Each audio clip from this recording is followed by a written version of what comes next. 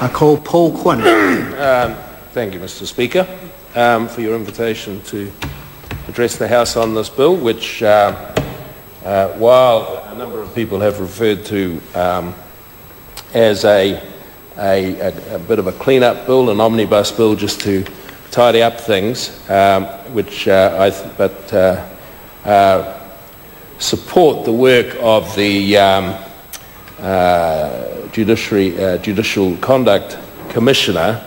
I just wanted to, in the start of my speech, pick up on the invitation offered to this side of the House by the previous Labor member, Leanne Dalzell, when she spoke, as to why this bill had taken so long, as she described, to get to return to this House. And it may have past the members on the other side gone above their head, but in fact, this government in its first year in office has been focused on a number of very urgent issues that needed to be addressed, starting with the mess that that government left this, that administration left this country in when we took office, and it was very important that we spend time, in fact, addressing the urgent matters that needed addressing. And we had a full work program. In fact, our program has been so full that in 2008 we passed in excess of 70 acts, which in fact is almost a record as I understand it. And a number of those were in the law and order area, along with obviously in a number of other areas.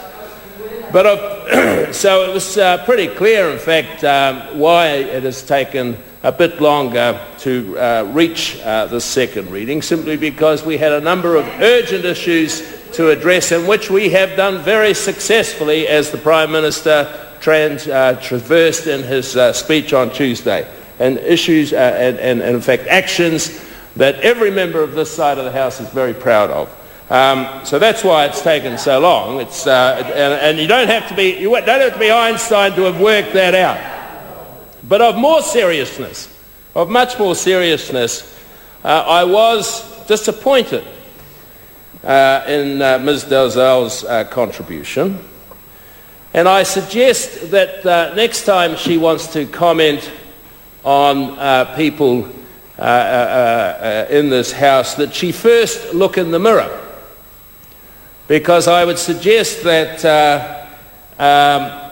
she perhaps reflect on when she lost her ministerial warrant and for the reasons for which she did so, and stop looking at this side of the House accusingly about members on this side of the House. And it's time that in fact she stood in front of the mirror and looked at her own behaviour and asked the question, in fact, why she was sacked as a Minister of the Crown. Having set that aside, I just want to briefly outline for the House the main purposes that this bill does. Firstly, as others have referred to, it establishes the office of the Judicial Conduct Commissioner, and clearly this has been brought about because whether we like it or not, the experienced law fraternity is closely linked and well known to each other. And so when people